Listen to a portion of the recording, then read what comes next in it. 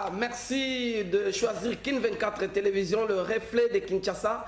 Mesdames, Messieurs, bienvenue dans ce nouveau numéro de votre émission Au nom de la foi. Sur ce plateau, nous recevons pour vous l'apôtre Meillard Mokambila Ezabou, qui est déjà avec nous. Apôtre, bienvenue. Merci, merci. Allez, j'espère que vous allez très bien. Oui, par la grâce de Dieu, tout va bien et nous continuons. Voilà, je signale que l'apôtre Meillard est président ou responsable, représentant légal de la communauté ACRM ici à Kinshasa, mais aussi à travers le monde. N'est-ce pas, pasteur? Oui, c'est ça. Très bien. Alors, nous y entrons déjà. Vous venez quand même d'une mission, parce que ça fait longtemps que les téléspectateurs vous réclamaient. On a essayé de vous appeler. Vous étiez à l'extérieur du pays. Quoi faire encore? Nous sommes partis en mission évangélique. Donc, nous sommes partis apporter la bonne nouvelle, l'évangile dans d'autres nations, les sons de cloche. Et c'est comme ça que nous avons été absents pour une période. Mais nous sommes là de retour. Et je crois que nous l'avons apporté encore, la même bonne nouvelle ici à Kinshasa. Voilà, notre sujet du jour, l'évangile, une puissance. Pour vous qui notez, tenez, l'évangile, une puissance. Apôtre, l'évangile c'est quoi? L'évangile c'est la bonne nouvelle. La bonne nouvelle, il est venu, la bonne nouvelle c'est ce que le Seigneur est venu faire. La bonne nouvelle, c'est toute la vie de Jésus. La bonne nouvelle, c'est une nouvelle qui est venue pour renforcer, pour encourager, pour donner l'espoir à ceux qui n'ont pas d'espoir, augmenter la foi et donner aux gens la grâce d'évoluer avec succès. Donc que les gens sachent que Dieu ne leur a pas laissé. La bonne nouvelle, c'est le message qui est venu vers l'homme, où Dieu vient visiter l'homme avec tout ce qui est nécessaire pour le succès, le bonheur, la grâce, la vie éternelle. Donc quand nous disons la bonne nouvelle, l'évangile, c'est la clé du royaume. Donc c'est ce que Dieu a amené pour nous. Et c'est à ça que nous sommes appelés. Donc c'est à travers l'évangile que la population, l'homme en général, peut recevoir le salut. Mais on ne peut recevoir le salut que par l'évangile, parce que même dans l'Ancien Testament, quand vous regardez, le salut n'a jamais été donné dans l'Ancienne Alliance. Pourquoi? Parce que là, c'est l'homme qui travaillait pour essayer de survivre, pour montrer ses capacités. Il méritait. Donc cela est venu par Moïse. Comme on dit, la loi est venue par Moïse. Or, la loi n'est pas venue faire cadeau. La loi était exigeante. Ça obligeait à l'homme de faire quoi que ce soit pour mériter. Mais pourtant, l'évangile, avec Christ Jésus, quand il est venu, il est venu avec un esprit de gratuité. Ça veut dire, lui a assumé la responsabilité de ceux qui ont été rejetés, que la loi a condamnés. Il s'est fait condamner. Il a accepté cette condamnation à leur place. À leur place, pour que maintenant, notre foi en lui nous donne la vie dans l'abondance. Donc la vie de la foi. Donc c'est ça l'évangile. Une bonne nouvelle. Donc quelqu'un qui était désespéré parce que la Bible dit à la loi, personne n'a pu accomplir la loi. Le seul, c'est Jésus-Christ.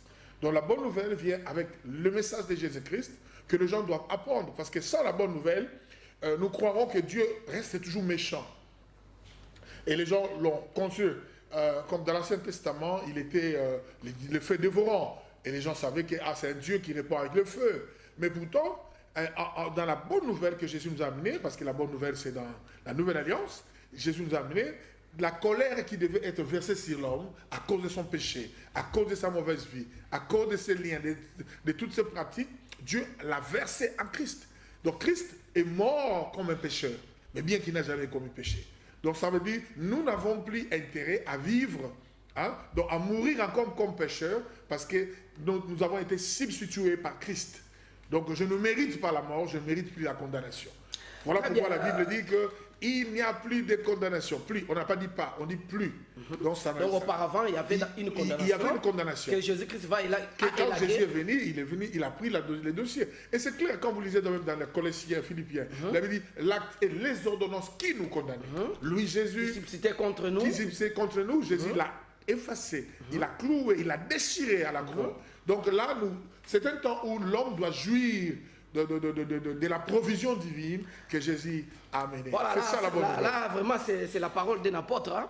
Voilà, un clin d'œil hein, à toutes les femmes qui sont en train de fêter leur journée internationale de la femme, le mois de la femme, parce que nous sommes au mois de mars. Un clin d'œil à toutes les mamans, un clin d'œil à toutes les sœurs, à toutes les filles, à tout en tout cas, tous ceux qui sont en train de fêter ce mois de la femme. Bon, une parenthèse, apôtre, vous avez quand même des collaborateurs, dames, Oui, j'en ai des collaboratrices. Oui, j'en ai beaucoup. Ils sont pasteurs, il y a Bishop Nadine, il y a Maman Yvette, mon épouse, il y en a plusieurs qui sont avec moi, ils travaillent avec moi comme ça. Alors, quelle est la place de la femme dans l'évangile? Est-ce que la femme a-t-il un rôle à jouer dans ce que nous sommes en train de parler de l'évangile? Mais il est important que vous sachiez que la femme a un très grand rôle à jouer parce que la loi a condamné la femme, il ne lui donnait pas la place. Quand on faisait les dénombrements, on comptait la population de peuple juif comme la loi était venue pour eux. C'était les modèles de ce que nous faisons aujourd'hui. On ne comptait pas la femme. La femme n'avait pas l'autorité, la femme ne pouvait pas parler devant les hommes, la femme. Mais quand Christ est venu, la Bible dit, en mourant sur la croix, il a libéré même les femmes. Donc, même les femmes aujourd'hui, ils sont entrés dans les sacerdoces, faisant l'œuvre de Dieu à cause de la mort de Jésus à la croix. Donc, c'est qu'il n'y a plus femme, ni homme, il n'y a ni femme, ni homme.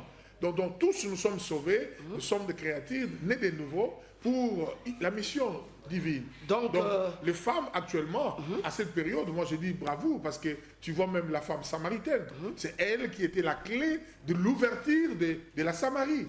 La Samarie a connu le salut à cause d'une femme samaritaine qui n'avait pas de réputation. Mais il a rencontré Jésus et il a écouté la bonne nouvelle. La femme a dit céder ce qu'il avait. Jésus lui a donné l'eau de vie et la femme est repartie et il a convaincu toute une nation. Donc, pour dire que les femmes, les mamans qui me suivent, ce mois de la femme, c'est consacré pour la femme. Je vous dis, nous les respectons parce que la femme joue un rôle très important. Même pour les salis de l'homme, la femme a été très importante. Pourquoi? Parce que Dieu a utilisé la femme pour que notre Messie puisse naître. Donc, la femme n'est plus dans les cas avant, condamnée comme avant. La femme n'a pas de raison que les dames se réservent pour dire que, bon, écoutez, c'est indigne pour une femme de s'approcher de Dieu, c'est indigne pour une femme de servir le Seigneur, c'est indigne pour une femme de se présenter devant les gens. Tu sais, quand nous lisons la Bible, nous devons faire attention. Il y a ce qu'on appelle la coutume juive. Il y a aussi la loi juive. Mais dans la culture juive, même jusqu'aujourd'hui, la femme n'a pas la place dans la société. C'est d'abord l'homme et les enfants. Et la femme vient après, dans la coutume, dans leur culture, dans leur tradition. Donc nous ne devons pas confondre et venir avec cette histoire dans la foi en Jésus, où la bonne nouvelle est annoncée pour dire que non, la femme doit être mise en quarantaine. Non. Nous sommes tous sauvés au même pied d'égalité. Le même qui est descendu, c'est le même qui est monté. Il a fait des dons aux hommes, donc à tout le monde. Comme les femmes, comme les hommes. Et nous sommes là tous dans le service, dans le royaume des cieux. Prêchons la bonne nouvelle. Voilà, donc bonne fête à vous, bonne fête à toutes les dames qui sont aussi dans le Seigneur. Mais actuellement, je sais qu'après le départ vers le Seigneur des mamans Olangi, il y a aussi quand même beaucoup de dames qui sont à la tête des églises et puis qui dirigent des grands mouvements, même de certains groupes d'adoration, comme des mamans Lombongo, comme plusieurs mamans qui font quand même l'œuvre de Dieu à Kinshasa. Non, mais à Kinshasa, je vois, il y en a, bon, en tout cas, dire que quelqu'un s'est levé comme Maman Olangi. Maman Olangi, en tout cas, bravo à cette femme. A mis là-bas ce qu'elle a amené comme message a fait qu'elle était mise en exergue, donc elle était vraiment très haut. Mais dans d'autres cieux, vous trouvez encore deux femmes qui peuvent parler au nom de Christ et le monde l'écoute. Donc, j'étais à Brazzaville récemment, je vis... prophétesse Carmel, vous comprenez, c'est une femme, vous sentez que dans sa nation, lorsqu'elle parle, donc elle a un mot à dire. Donc l'évangile est véhiculé par elle. Il reçoit des hommes, il le fait la soie. Donc, il organise de grandes choses, elle organise de grandes choses. Donc pour moi, j'encourage les mamans, j'encourage dans notre pays dans n'importe quel domaine, que les femmes s'élèvent, qu'ils soient fortes et qui réalisent de grandes choses, surtout au compte de l'évangile. Moi, j'aime toujours parler de l'évangile parce que sans l'évangile, il n'y a pas de salut. Très bien. Allez, bonne fête à vous, Divine Vumbi, bonne fête à vous, Espé Bondo, bonne fête à vous, Esther, Wallo, et ainsi de suite. Vous êtes très, très, très nombreuses, vous qui servez les seigneurs, les dames, en tout cas, vous êtes à l'honneur pendant tout le mois de mars. Bonne fête à vous. Voilà, on va devoir continuer, poursuivre avec notre thème sur l'évangile, une puissance. Mais il n'y a pas seulement que l'évangile de Jésus qui est comme message déclaré de Dieu. Il y a aussi plusieurs messages à travers le monde, même ici au Congo. Il y a des gens aussi qui ne sont pas d'accord avec l'évangile de Christ et qui ont leur évangile. Ils annoncent que pour eux, en tout cas, le salut, c'est tel ou c'est tel autre. J'aimerais dire clairement, Jésus-Christ est l'unité de mesure. Vous remarquerez que tous ceux qui partent et ils sortent, et ils parlent de ce qu'ils parlent de Bouhara, ils essayent de comparer leur niveau à Christ, au Messie. Nous, notre message central, c'est Jésus-Christ. Et vous savez pourquoi? Parce que de tous les hommes et de tous ces leaders, il n'y a jamais eu un leader qui a fait l'expérience que notre Seigneur Jésus a fait. Imaginez-vous, il a dit, détruisez ce temple, il parlait de lui, et dans 3 jours, je le rebâtirai. Ce qui a été fait, enterré, 3 jours après, il est ressuscité. Et les gens qui l'enterraient, ils avaient peur de ce qu'il avait dit. Ils avaient peur. Qu'est-ce qu'ils ont fait? Ils l'ont enterré, ils ont mis une pierre, et ils ont mis des soldats pour sécuriser la tombe. Tu sais, nous avons le président, les chefs d'État, ils sont aujourd'hui enterrés. Qui est le chef d'État d'où on met les soldats, ils sont là tous les jours en train de surveiller la tombe. Mais la tombe de Jésus a été surveillée parce qu'ils avaient peur du message. Tu vois, l'évangile est une puissance. Lui-même est venu avec cette bonne nouvelle. Alors, quand il parlait, les gens disaient, non, il vient détruisez-les. Moi, je suis la vie et la résurrection. Alors, les gens avaient peur de ça. Ils ont tenté. Vous savez quoi? Ils ont même voulu falsifier la vérité. Ça veut dire, ils ont voulu convaincre les gens pour leur dire que, ok, Jésus-Christ n'est pas ressuscité. Quand le militaire ont vu que la tombe était libre, Jésus est sorti dans sa puissance, ils ont appelé les autorités pour leur dire, ok, là où nous sommes, il y a un problème, venez. Et quand ils viennent, ils trouvent que la tombe était ouverte et Jésus n'était pas là. Ils ont négocié de leur donner l'argent pour essayer de changer un peu l'histoire, pour dire, ok, on est venu voler son corps. Ils n'ont pas pu aller dire cette vérité, ces mensonges, mais ils ont dit la vérité. Pourquoi? Parce que ce qui se faisait était tellement puissant, au-delà de la capacité humaine. Quelqu'un enterré, enfermé, 3 jours après, donc il pouvait connaître la putréfaction, il est sorti. Alors, corrompu de l'argent, le militaire, ils n'ont pas pu changer, ils ont pris l'argent. Mais ils n'ont pas pu dire aux gens, hé, celui-là, on l'a volé. Mais on n'en disconvient pas, apôtre. Ouais. Mais il y a aussi d'autres messies, bon, disons, des personnes considérées comme des messies, aussi dans leur milieu, qui ont aussi fait des miracles. Ici, on parle par exemple de Simon Kimbangu, qui a été en prison à Lubumbashi, et qui s'est retrouvé en Kamba, et pendant qu'il était prisonnier de l'autre côté, il sortait, il parlait, et puis ainsi de suite. Donc, ces gens-là aussi, ça puisse vous dire que, voilà, pour eux, c'est Simon Kimbangu qui est le messie pour les Noirs, par exemple. Laissez-moi vous dire, il y a des choses et des histoires à dormir debout. Vous comprenez? En voulant trop bien expliquer et rendre quelqu'un célèbre, vous l'enterrez. Moi, si on me dit Simon Kimbangu avait crié en Jésus, je dirais Amen. Mais en voulant parler de toutes ces choses et les ramener au même rang que Jésus, ça c'est dangereux. Pourquoi? Parce que si Kimbangu lui-même a reconnu Dieu et il a prié Jésus-Christ, on a dit qu'il était, dans l'histoire, on a dit qu'il était baptiste. Donc, si il a reconnu Jésus, il a prié Jésus, mais pourquoi voulez-vous mettre si même au même pied d'égalité? Ça sont des philosophies des hommes. Ils veulent organiser. D'abord, je vais vous dire, le christianisme, quand nous parlons de l'évangile, est différent de la religion. La religion, c'est des organisations humaines. Et ils essayent d'inclure Dieu à l'intérieur. Mais le christianisme, c'est une puissance. Pourquoi? Parce qu'il vient et en le parlant, et vous sentez qu'il y a quelque chose. Je vous relance, tout ce monde trouve leur appui sur la Bible quand Jésus disait que je suis venu d'abord pour les brebis perdues d'Israël. Yeah. Ça sous-entend que pour les Congolais, il y a aussi quelqu'un qui est venu, pour le Japon, il y a aussi quelqu'un qui est venu, pour la Corée, il y a aussi quelqu'un qui serait venu. Il ne faut pas donner de phrases que tu n'as pas achevé. La Bible dit, quand tu vois Jésus, il est venu d'abord pour le peuple. Mais à cause de leur incrédulité, il s'est tourné vers tout le monde. Et la Bible dit dans Jean 3,16, lisez bien ce verset. La Bible, car Dieu a tellement aimé le monde qu'il a donné son Fils unique. Enfin, il a aimé le monde. Il n'a pas aimé seulement les Hébreux, il n'a pas aimé Israël, il a aimé même les Congolais. Et Jésus-Christ est un dénominateur commun. Quelqu'un qui a été envoyé pour les Congolais, le Français, les Américains et dans tous les niveaux. Et ce qui est différent, Moïse était venu spécifique pour les Hébreux, Israël. Mais nous, Jésus est venu et pour Israël et pour nous. Donc Jésus vous dites qu'apparemment, on vous entend parler. Et quand vous allez maintenant réduire Jésus à un chef spirituel, ça c'est dangereux. Lui, il est Seigneur, il est au-dessus des capacités humaines.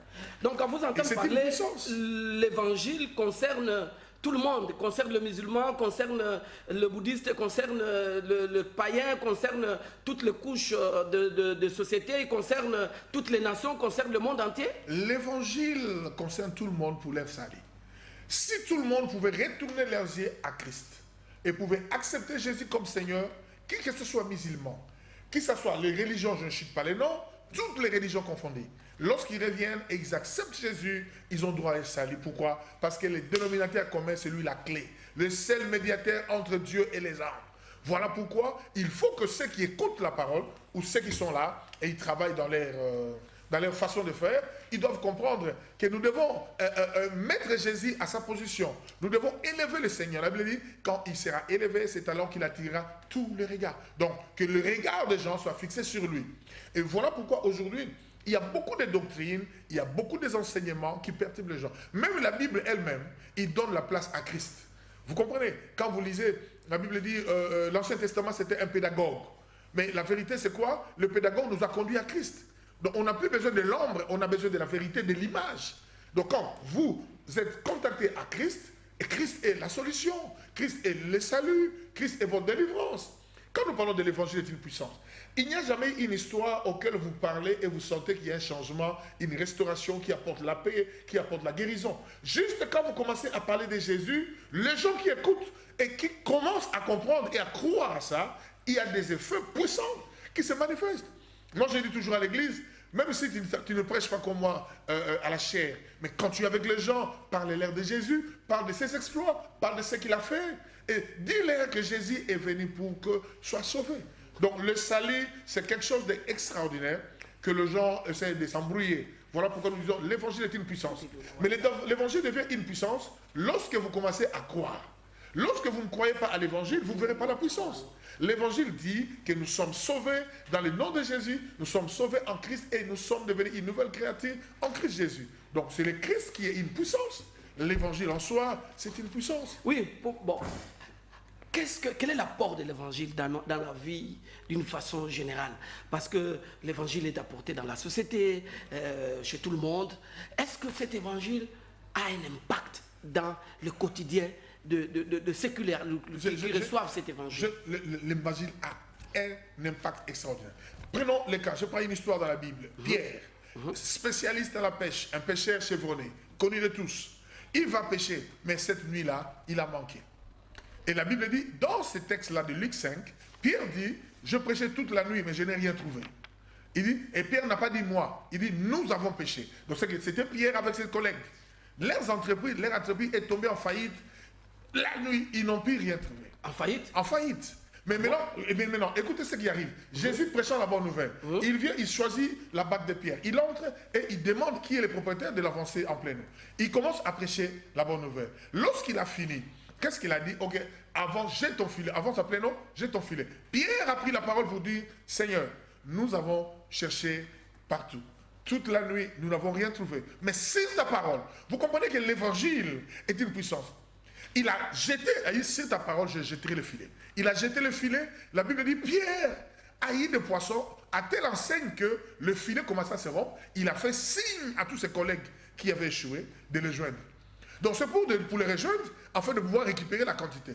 Et c'est à ça que Pierre s'est agenouillé. Et il a dit, Seigneur, je suis pécheur, éloigne-toi de moi. Il a reconnu que non, cet homme n'était pas comme tout homme.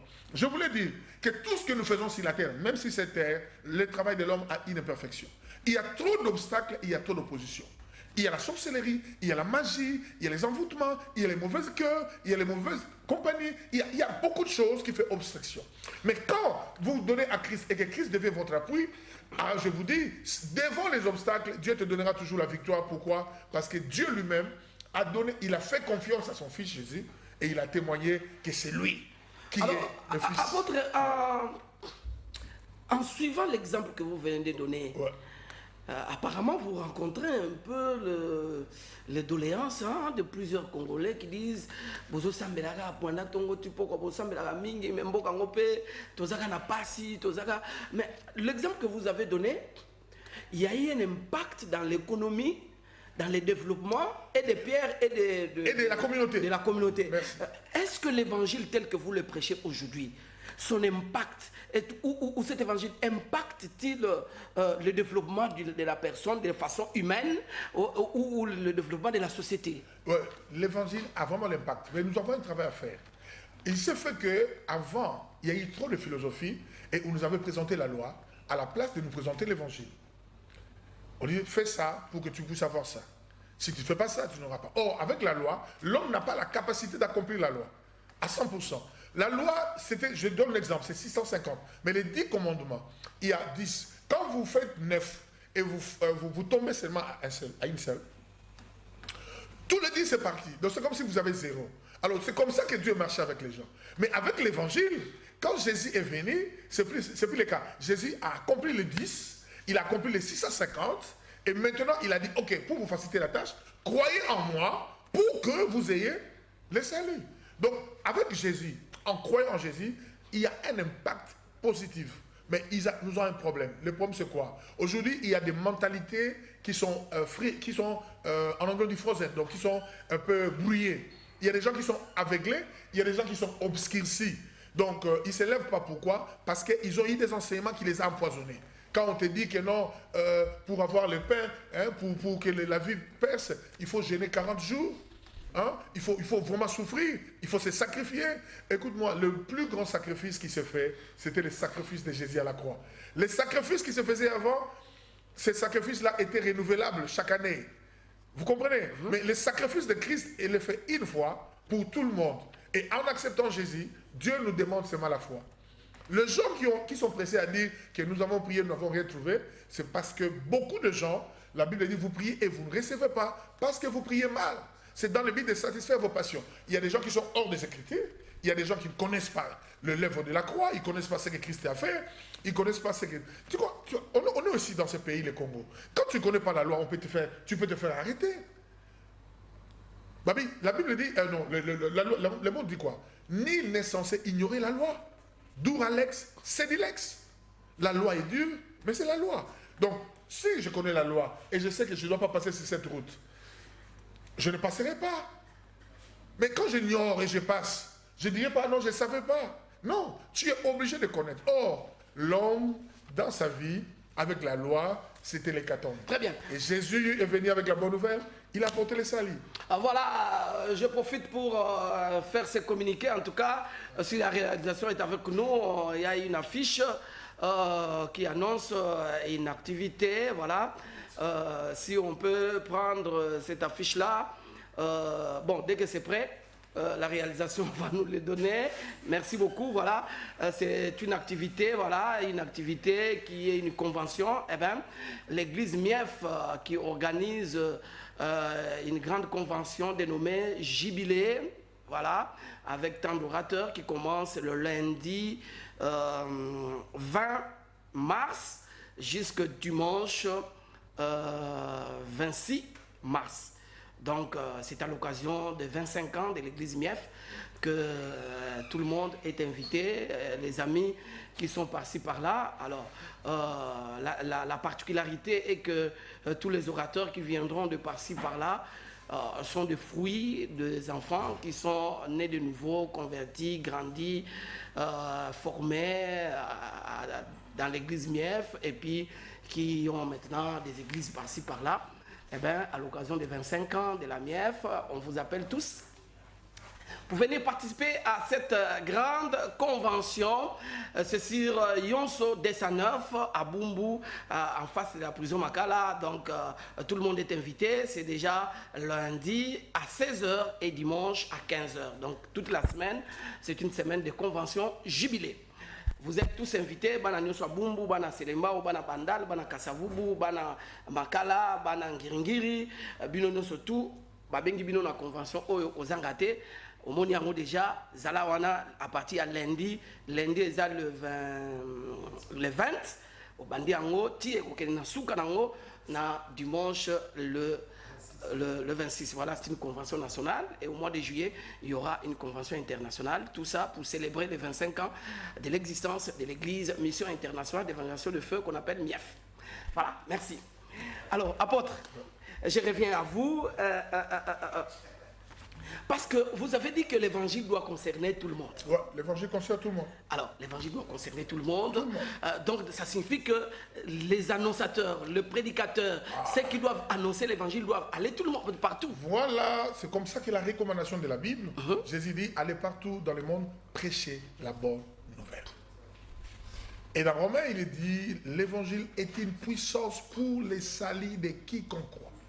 Donc, personne, de tout celui qui croit, quand il écoute l'évangile, il y a une puissance qui se manifeste. Pour la transformation, les changements, les salis complets, comme on dit, la guérison, la restauration.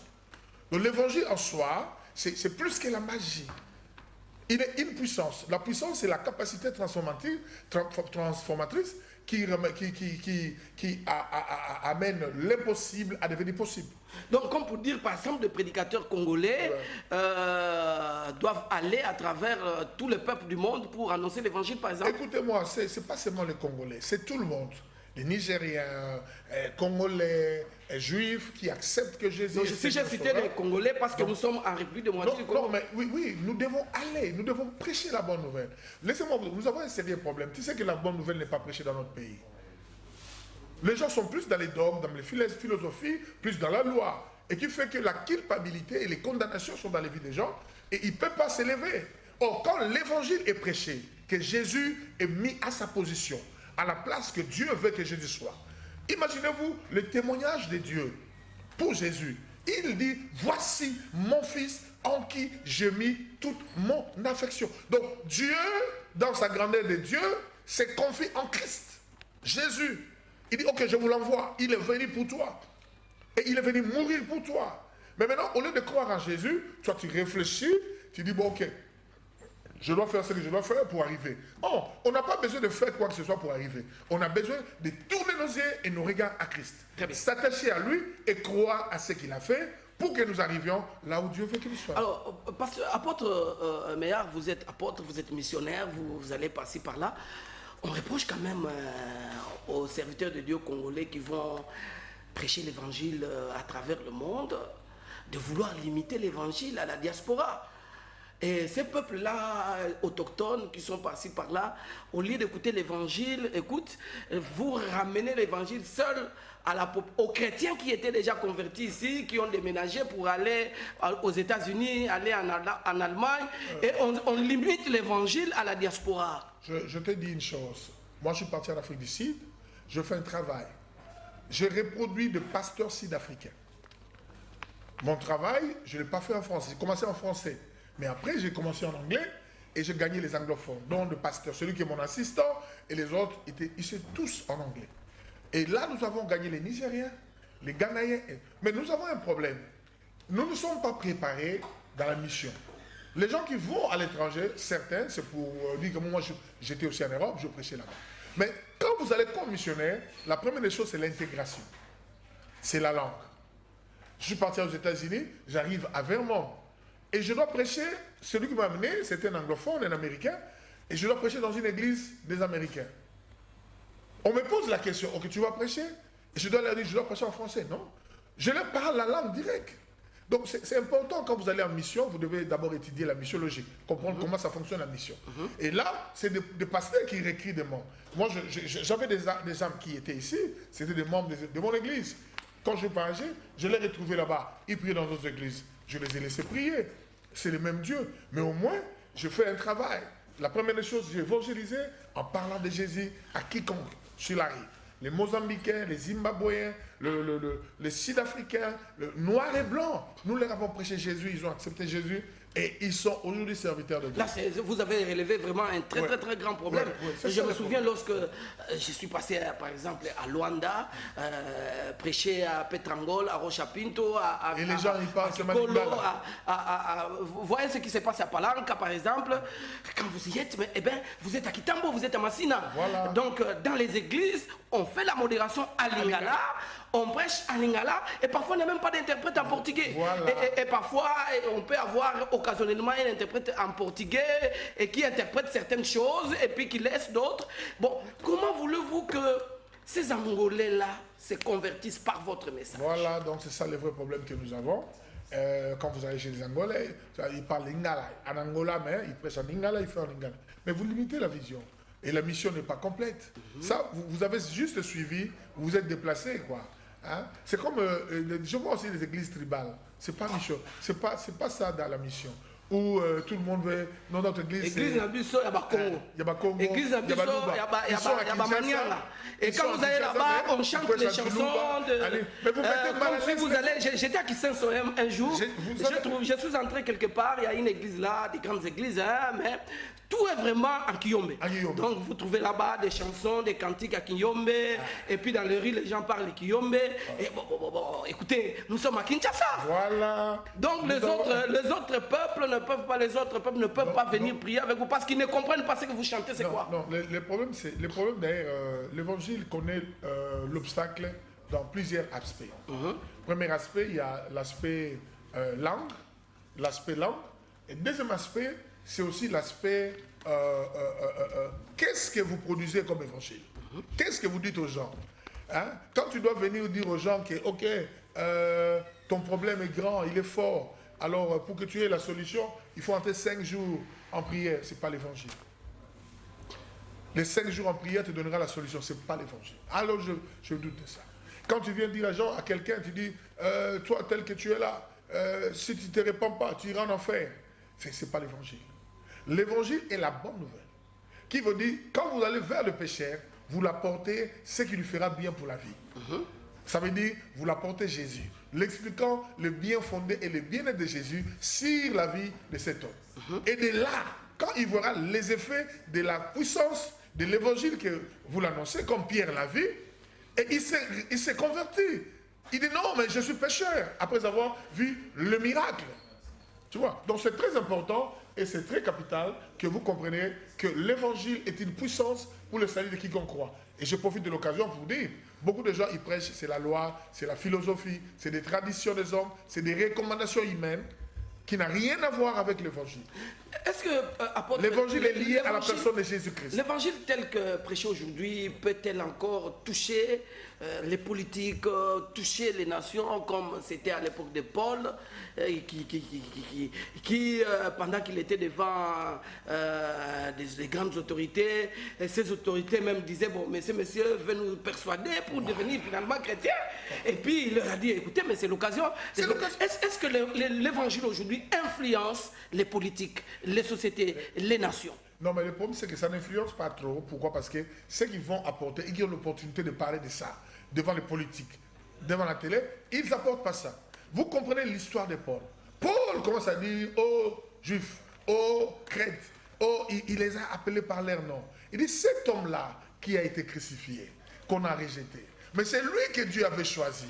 Et c'est de lui que Dieu a envoyé pour notre salut. Donc, il est mort pour nous, afin que nous soyons sauvés. Donc, votre problème est simple, c'est de croire à lui. Les gens étaient fascinés, ils disent, oh, pourquoi nous la refusons? On n'a pas attaqué à sa boisson, on n'a pas attaqué à sa femme, on n'a pas attaqué au 6e bureau, on n'a pas attaqué à tout ça. Mais on leur a dit que Jésus est venu vous donner un plus, il vous donne la vie éternelle, il vous aime tel que vous êtes. Vous comprenez? Donc, parfois, nous apportons l'évangile nous limitons les gens. Non, c'est pas lorsque on commence par deuxième bureau, tout ça. Écoute-moi. Tu sais, je vais vous dire vrai. Qui a dit que les deuxième bureaux n'entreraient pas au ciel? Et cette histoire de deuxième bureau, c'est une organisation des hommes qui si premier bureau, deuxième bureau, troisième bureau. Dieu nous a dit, tu épouseras ta femme, tu les deux deviendront une seule chair. Mais des classifications qui est donnée, c'est l'organisation humaine. Mais je vais vous dire une chose, une vérité. Tu sais que la Bible dit, Dieu a tellement aimé le monde qu'il a donné son Fils unique, afin que quiconque, c'est sans exception. Tu vois, tu peux avoir été dans une religion ou dans quelque chose, mais quand tu acceptes Jésus, tu es sauvé. Mais quiconque croit en lui ne périsse point, donc il ne meurt pas, mais qu'il ait la vie éternelle. Donc la foi à l'évangile vous donne l'accès à la puissance de Dieu. La foi à l'évangile vous donne l'accès à la puissance de Dieu et vous permet de vous libérer. Et la Bible dit, vous connaîtrez la vérité qui est l'évangile et cette vérité vous rendra libre. Donc il y a un travail que l'évangile fait en nous lorsque nous l'acceptons. Très bien. Alors, puisque nous parlons de l'évangile, une puissance, parlons de la puissance. Mais plusieurs personnes prêchent l'évangile, mais vont se ravitailler d'une puissance quelque part, des ancêtres, de coco, je ne sais pas, de marmites, tout ça, chez les magiciens. Bon, la puissance là, la puissance de l'évangile est au même niveau que les autres puissances ou elle est inférieure ou supérieure. Non mais écoute-moi, c'est lui d'abord qui va se ravitailler chez les cocos, chez les sciences, dans tout ça. Il ne parle pas de l'évangile. Parce que l'évangile en soi, en elle-même, c'est une puissance. C'est des gens qui ne croient pas à l'évangile, voilà pourquoi ils se ravitaillent dans toutes ces choses-là. Mais l'évangile est une puissance. Je donne un exemple. Récemment, il n'y a pas un mois, j'étais à Brazzaville, je parlais de l'évangile, de ce que Jésus est venu faire, j'étais surpris. En passant, derrière moi, il y avait 2 personnes qui avaient des béquilles, qui déjà Dieu avait fait un miracle. Je ne savais pas, moi-même je parlais de Jésus sans savoir qu'il y a 2 personnes qui ont été touchées. Et en partant, quand je rentrais, je vis des béquilles, je prie, je dis à qui appartiennent. Et ils sont venus, je dis qu'est-ce qui est arrivé? Non, moi, depuis un temps, j'étais paralysé, je ne marchais pas, mais pendant que vous parlez, je commence à marcher. Et notre 2 ici chez... Ça c'est la puissance de l'évangile. C'est la puissance de l'évangile. Donc je suis même étonné que j'ai commencé à parler, qu'un miracle s'est fait sans même être informé. Donc j'étais comme si il a déjà commencé à faire. Gloire à Dieu. Il y a une puissance que les gens négligent. Il y a une puissance que les gens négligent en parlant d'évangile. Les gens croient que quand vous parlez de Jésus, c'est simple tellement qu'il faut aller dans les préceptes, il faut aller dans les dogmes, il faut aller dans des structures d'honneur pour que vous arrivez. Apôtre, nous arrivons vers la fin de cette émission. Revenons dans votre église à CRM. Ouais. Donnez-nous le programme qu'il y a là-bas, l'adresse, ainsi de suite. Quel message en dernier que vous lancez dans Paris? Ok, donc comme tu dis, Banabandal, Paris, je commence avec eux pour leur dire Jésus-Christ les aime tels qu'ils sont. Et laisse-moi vous dire qu'il vous aime comme vous êtes. Donc, il n'est pas comme les autres. Il t'aime comme tu es. Et il dit, venez à lui comme tu es. Et le problème, c'est quoi? Vous qui êtes là, vous qui me suivez à ce temps ici, peut-être vous vous dites, je dois laisser ça, je dois abandonner ça et suivre Jésus. Non, Jésus a appelé Pierre, il a fait un miracle dans la vie de Pierre, et Pierre a abandonné sa vie passée. Donc, venez découvrir quelle est la puissance de Dieu qui est cachée pour votre vie, pour votre avenir, pour votre salut. Donc, je vous invite. Nous sommes sur Kivunda. C'est l'avenue de Pépé Calais. Je suis juste en diagonale de la maison de Pépé Calais. Kivunda 25 et Kivunda 23. Vous demandez à CRM, l'église de la Porte Méa. Je crois que quand vous arrivez déjà à Kivunda 25, 23, vous verrez un grand charpente et vous comprendrez que c'est là où il y a l'église. Quand vous vous renseignez, nous sommes là chaque lundi pour l'intercession à partir de 16h. Et nous sommes le mercredi et le vendredi à partir de 17h pour le culte. Nous ne prêchons que l'évangile de Christ. Et le dimanche, nous avons 2 cultes. Ça commence de 8h à 10h et de 10h à 12h30. Donc, je vous invite nombreux à venir se joindre avec nous. Nous sommes à Bandal Adoula, juste à côté de la maison de Pépé Calais. La référence, c'est le Grand Inga, l'avenue Inga, juste en entrée Inga. Derrière la station, il y a la deuxième avenue après Balari, qui était très populaire. Il y a l'avenue Kivunda. Donc, venez nombreux là-bas. Chaque mercredi, chaque vendredi et lundi à 17h, nous avons le culte et l'enseignement. Et les dimanches, nous faisons 2 cultes, de 8h à 10h et de 10h à 12h. Et venez nombreux pour écouter. Vous savez le numéro? Kimbunda numéro 23 et le numéro 23. C'est Bandal. 22, 25 et 23. Quel Bandal? Bandal Adoula. Adoula, voilà. Merci beaucoup. Nous revenons à ces communiqués de l'église Mief. On peut remettre l'affiche. Voilà. À partir de lundi, jusque lundi 20 mars, jusque dimanche 26 mars. Grande convention en tout cas, tous les soirs. Nous y sommes. Il faut venir répondre à cette grande invitation pour cette convention. C'est Yonso 209 en face de la prison Makala dans la commune de Bumbu. Un commentaire sur le 25 ans de la MIEF? Je n'étais pas informé. Donc je l'apprends. Je ne maîtrise pas. Est-ce que vous allez m'excuser? Mais dit que comme c'est un anniversaire, c'est une fête d'anniversaire, j'invite tout le monde à les jeunes. Vous n'avez pas donné votre numéro de téléphone, hein? Mon numéro de téléphone, ok. Les gens qui peuvent si vous voulez me joindre, mon numéro va passer, je crois là, 081 81 064 64. 081 81 064 64. Si vous appelez directement, vous tombez sur mon téléphone, c'est la porte main. Ou vous pouvez aussi revenir dans la rédaction de Kin 24 avec le pasteur José. Donc vous aurez mon numéro, donc vous êtes les bienvenus. Mais j'aimerais donner quand même un message. Oui. Mon message, c'est qu'à ce temps que vous m'écoutez, vous êtes là devant la télé, vous me suivez. Je sais qu'il y a des choses qui t'empêchent à aller donner ta vie à Christ. Quand tu te regardes, tu te sens tellement mouillé dans le mal et tu te sens noir. Mais j'aimerais te dire une chose. La sensation là de culpabilité qui est venue vers toi, il y a quelqu'un qui est venu à payer le fond de la culpabilité. Il s'appelle Jésus-Christ. Il est mort pour toi. Et il est mort pour tes péchés. La Bible dit, même si tes péchés sont rouges comme la cramoisie, lui, Jésus, le fera devenir blanc comme la neige. Donc, pour s'approcher à Christ, tu n'as pas besoin d'abandonner d'abord. Viens tel que tu es, personne ne s'occupera de toi. Le Christ que tu recevras. Et la bonne nouvelle que tu entendras, il changera ta vie. Donc, je vous invite, et si vous êtes là, vous pouvez accepter Jésus comme Seigneur Sauveur. C'est une occasion. Pendant que vous me suivez, tu peux répéter cette prière après moi. Seigneur Jésus, je t'accepte comme mon Seigneur et mon Sauveur personnel. Je crois que tu es mort pour moi et tu es ressuscité pour moi. Viens dans ma vie et fais-moi du bien. Et je te donne ma vie et je crois que tu es mon Seigneur et mon Sauveur et je le confesse. Merci Jésus pour m'avoir sauvé. Merci pour ta mort à la croix et merci pour ton sang précieux. Au nom de Jésus, que je prie pour vous et vous répondez Amen. Que Dieu vous bénisse pour cette prière que nous venons de faire. Si tu es malade, tu es guéri. Si tu as des problèmes, tu es solutionné.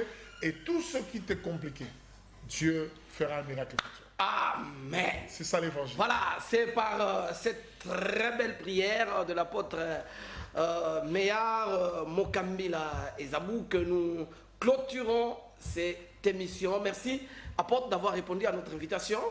Merci beaucoup, révérend, le docteur, professeur, le pasteur José Mvumbi de m'avoir choisi pour répondre à cette... Allez, merci également à l'équipe technique, Alain Mavoudi était à la réalisation. Nous avons connu la participation des amis qui sont en train de s'occuper de la régie et tous les autres, Matello et autres. Allez, c'est la fin donc de cette émission. Merci mesdames, merci messieurs, au revoir. Au revoir.